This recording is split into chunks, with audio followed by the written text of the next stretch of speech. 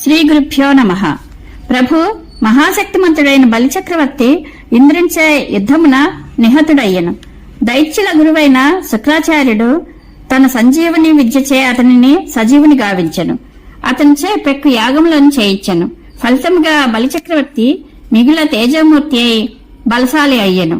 ప్రహ్లాదుని వంశమునకు చెందినవాడట వలన అతడు నీ చక్రమునకును భయపడక ముల్లోకములను ఆక్రమించుకొనెను. దేవతలు అతనికి భయపడి అమరావతిని వీడి దాక్కొండ్రి.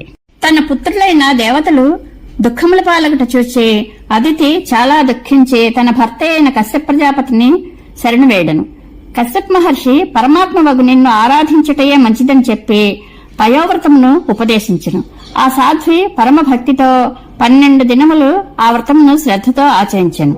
దేవా, ఆ పయోవ్రతము పూర్తి అయిన తరువాత నీ భక్తిభావమున విలీనమయ్యున్న అదితికి శ్యామసుందరుడవైన నీవు చతుర్భుజ రూపమున ప్రత్యక్షమైతివి. అప్పుడు వినయ విధేయతలతోనున్న అదితితో నీవు నేను నీకు పుత్రుడనగుదును, నేను ప్రత్యక్షమైన విషయమును నీవు రహస్యముగా ఉంచవలను అని పలికి అంతర్ధానమైతివి. తరువాత నీవు పరమ తపోనిష్ఠా గరిష్ఠుడైన కశ్యప మహర్షిని తేజప్రభావితిని గావించి అదితి యొక్క గర్భమున ప్రవేశించితివి. బ్రహ్మదేవుడు నిన్ను అనేక విధములుగా స్తుతించుండగా భాద్రపద మాసమున శ్రవణ నక్షత్రయుక్తమైన శుద్ధ ద్వాదశి నాడు నీ దివ్య వైష్ణవ రూపమును ప్రకటించితివి. ఆ సమయమున దేవతలు సంతోషంతో తూర్యాది వాద్యములను మ్రోగించు కశ్యపుని పుణ్యాశ్రమమున పుష్పవర్షమును కురిపించిరి. పితృదేవతలు అంజలి ఘటించి జయ జయనాదములు చేయుచు నిన్ను స్తుతించిరి. వెంటనే నీవు మనోహరమైన వటురూపమును ధరించితివి. స్వామి, నీకు కశ్యప ప్రజాపతి మొదలైన వారు ఉపనయనం చేసి మౌంజి, మోదుగు దండము, కృష్ణాజినము, అక్షమాల మొదలైనవి బహూకరించి అర్చించిరి.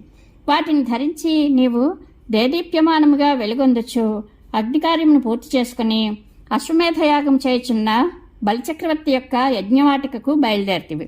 దేవా, నీ దివ్య తేజస్సు భవిష్యత్తులో నీవు ప్రకటింపబోచున్న నీ మహత్వమును ముందుగానే తెలుపుచున్నట్లుండెను. నీ తనుభారమునకు భూమి కంపించినట్లు ఉండెను. నీవు ధరించిన ఛత్రము శత్రువుల ప్రతాపమును చల్లార్చుటగా అనునట్లు ఉండెను. నీవు చేబూనిన దండము దానవులను శిక్షించుటగా అనునట్లు విలసిల్చుండెను. పరమాత్మ నర్మదా నదికి ఉత్తర తీరమందున్న బలిచక్రవర్తి యొక్క యాగశాలను నీవు సమీపించినప్పుడు నీ దివ్యకాంతులను చూడజాలక శుక్రుడు మొదలగు వారి కనులు మూతపడుచుండెను. వారి చూపులు చెదరిపోవచుండెను. అంతటా వారు నీ తేజోరూపమును చూచి ఇతడు సూర్యుడా, అగ్నియా, లేక యోగి అయిన సనత్కుమారుడా అని సందేహమునకు లోనైరి. ప్రభు, నీ తేజస్సునకు ప్రభావితులైన భృగువంశజులకు శుక్రుడు మొదలైన మహర్షులు నిన్ను యాగశాలకు తీసుకుని వచ్చిరి. దివ్యమైన నీ మనోహర రూపమును చూచినంతనే పుణ్యాత్ముడైన బలిచక్రవర్తి యొక్క శరీరము పులకితమయ్యను. వెంటనే అతడు నీ వద్దకు వచ్చి పవిత్రములకు నీ పాదములను కడిగెను. పిమ్మట అతడు నీ పాదస్పర్శచే పునీతమైన ఆ పరమ పవిత్ర తీర్థజలమును తన శిరస్సుపై చల్లుకొనెను. స్వామి, బలిచక్రవర్తి దైత్యుడే అయినప్పటికీ అతడు పరమ దైవభక్తుడైన ప్రహ్లాదుని వంశమున జన్మించిన మహాత్ముడు. యాగములను చేసి పునీతుడైనాడు. ద్విజులను సేవించి ధన్యుడైనవాడు. అందువలననే అతడు నీ శ్రీపాద తీర్థమును తన శిరస్సున ధరించెను. నీ పాదజల ప్రభావము మహిమాన్వితము కావుననే నీ పాదముల నుండి ఉద్భవించిన గంగాజలమును నీ పాదతీర్థమును పరమశివుడు సైతము మిగుల ఆదరముతో తన శిరస్సున ధరించును. అట్టి వామనమూర్తి గురుపవనపురాధీశ, నన్ను చల్లగా చూడుము. పరమాత్మ బలిచక్రవర్తి నీ దివ్య శరీరకాంతిని చూచి చాలా సంతోషించి నిన్ను అన్ని విధములుగా పూజించెను. అటు తర్వాత చేతులు జోడించుకుని, ఓ బ్రాహ్మణ కుమారా, నీకు ఏమి కావలను? ధనమా, ఆహారమా, భవనమా, లేక భూమియా తెలుపుము. నీవు ఏది కోరినను దానినంతయును నీకు ఇత్తును అని పలికెను. ప్రభు, ఔదార్యంతో కూడిన బలిచక్రవర్తి పలుకులను విని దయానిధివైన నీవు ముందుగా అతని వంశమును ప్రశంసించితివి. అతని గర్వమును అణచు లక్ష్యంతో అతనిని 3 అడుగుల నేలను మాత్రమే కోరితివి. అంతయో కోరినచో అతడు ఇయ్యలేక నవ్వుల పాలగను గదా. బ్రాహ్మణ కుమారా, ముల్లోకములకు అధిపతినైన నన్ను నీవు 3 అడుగుల భూమిని మాత్రమే అడుగుచున్నావు. దీనివల్ల నీకు ఒరుగునిదేమీ లేదు. చూడగా నీవు మూర్ఖుని వలె కనబడుచున్నావు. సమస్త భూమండలమును కోరుకొనుము, ఇచ్చెదను అని బలిచక్రవర్తి పలికెను.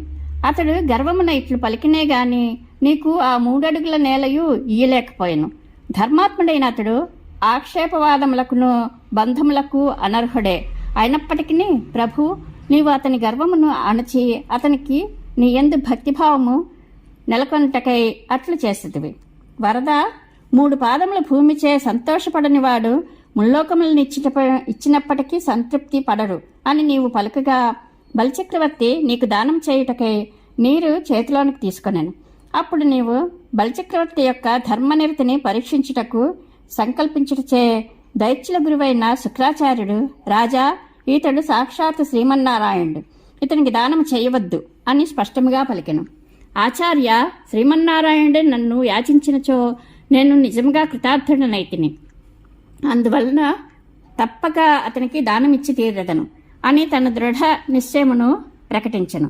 అంతటా శుక్రాచార్యుడు బలిని శపించెను. అయినప్పటికీ బలిచక్రవర్తి తన భార్య అయిన వింధ్యావళి తెచ్చిన జలముచే నీ పాదములను కడిగి తన సర్వస్వమును సంకల్పపూర్వకముగా దానం చేసెను. ఇది చాలా విచిత్రము. ఈ విధముగా రాక్షసేశ్వరుడైన బలిచక్రవర్తి ఎట్టి సందేహము లేక నీకు భూమిని దానం చేయగా దేవతలు మునీంద్రులు ఆనందముతో పుష్పవర్షమును కురిపించిరి. అప్పుడు అందరూ చూచుచుండగానే నీ దివ్య రూపము క్రమక్రమముగా బ్రహ్మాండ భాండము కంటే ఎత్తుగా ఎదిగినది. ఆ సమయమున బ్రహ్మదేవుడు తన లోకమున వరకు వచ్చిన నీ పాదం యొక్క ఊర్ధ్వభాగమును తన కమండలంలోని నీటిచే ప్రక్షాళనం చేసెను. శ్రీహరి పాద ప్రక్షాళనం చేసిన నీరు సమస్త లోకములను పవిత్రముగా చేసినది. అందువలన సిద్ధులు, సాధ్యులు మొదలైన ఖేచరగణముల వారు సంతోషమును పట్టలేక నాట్యం చేసిరి. అట్లే నీ పరమభక్తుడైన జాంబవంతుడు భేరీనాదము చేయుచు భూమండలం నందంతటా నీ విజయమును చాటెను.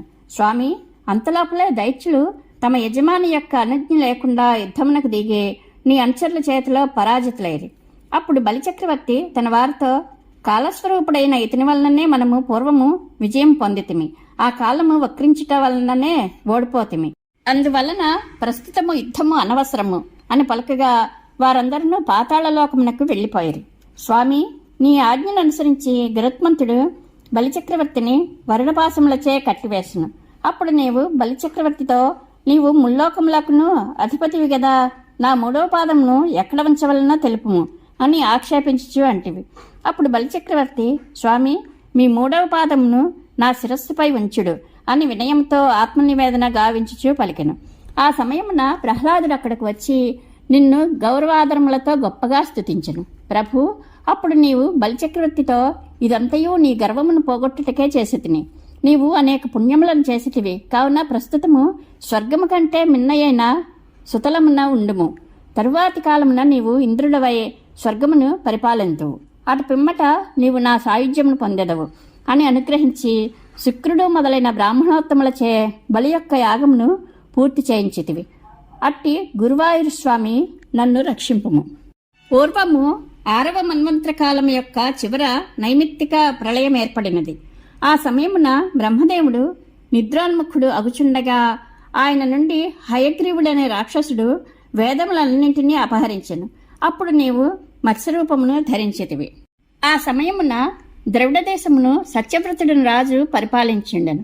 ఆ రాజు తర్పణము చేయుటకై కృత్మాల అన్న నదికి పోయినప్పుడు అతని దోసిలియందు ఒక చేపపిల్లగా నీవు కనిపించితివి. మత్స్యరూపమున ఉన్న నిన్ను ఆ రాజర్షి వదలబోగా నీవు మిక్కిలి భయముతో ఉన్నట్లు కనిపించితివి. అందువలన ఆయన తన కమండలమునందు నిన్ను తీసుకొని ఇంటికి పోయాను. నీవు కొలది దినములలోనే కలసము, బావి, చెరువు, మహాసరస్సు కంటే పెద్దగా ఎదిగిపోయేతివి. తరువాత ఆ రాజర్షి నీ ఆజ్ఞను అనుసరించి తన యోగబలము వలన మహాసరస్సు నుండి నిన్ను సముద్రమునకు చేర్చెను. అప్పుడు ఆ మహారాజు ప్రళయమును చూడవలనని కోరిక ఉన్నట్లు తెలుపగా 7 దినములు వేచియుండుము అని ఆ మహారాజునకు చెప్పి నీవు అంతర్ధానము చెందితివి. నీవు చెప్పిన ప్రళయ దినము రానే వచ్చింది. అప్పుడు భూమి అంతయు వర్షధారలలో మునిగిపోయాను. ఆ సమయమున సత్యవ్రత మహారాజు సప్తఋషులతో కలిసి మహాప్రవాహమున కొట్టుకుని పోవచ్చు నిన్ను శరణు వేడుకొనెను. నీ ఆజ్ఞను అనుసరించి ఆ సమయమున ఓడ రూపమున భూమి అక్కడకు వచ్చినది. ఆ నౌకను మహర్షులు మహారాజు అందరినూ ఎక్కిరి. ఆ నౌక ఇటు అటు ఊగిసలాడుచుండగా వారందరూ భయపడుచున్నప్పుడు మహితాత్ముడవైన నీవు సముద్రమున వారికి ప్రత్యక్షమైతివి. స్వామి, నీ మత్స్యాకారము 1,00,000 యోజనముల పొడవున్నది. మహాతేజస్సంపన్నమైన నీ రూపమును చూచి మహర్షులు చాలా సంతోషించిరి. నీ ఆజ్ఞను అనుసరించి ఎత్తైన నీ కొమ్మునకు ఓడను గట్టిగా కట్టిరి. స్వామి, నీవా నౌకను లాగుచూ మునులకందరకు ప్రపంచమందలి విభాగములన్నిటినీ చూపుచుండగా మహారాజు నిన్ను స్తుతించుండెను. అప్పుడు వారికి అందరికీ ఆత్మజ్ఞానము బోధించితివి. ప్రళయకాలానంతరము సప్తర్షులను పూర్వం ఉన్నట్లే వారి వారి స్థానములకు పంపి సత్యవ్రత మహారాజును వైవస్వతుడను మనువుగా చేసితివి. పిమ్మట కోపంతో వేదములను అపహరించిన హయగ్రీవుడనే రాక్షసుని వెంటబడితివి.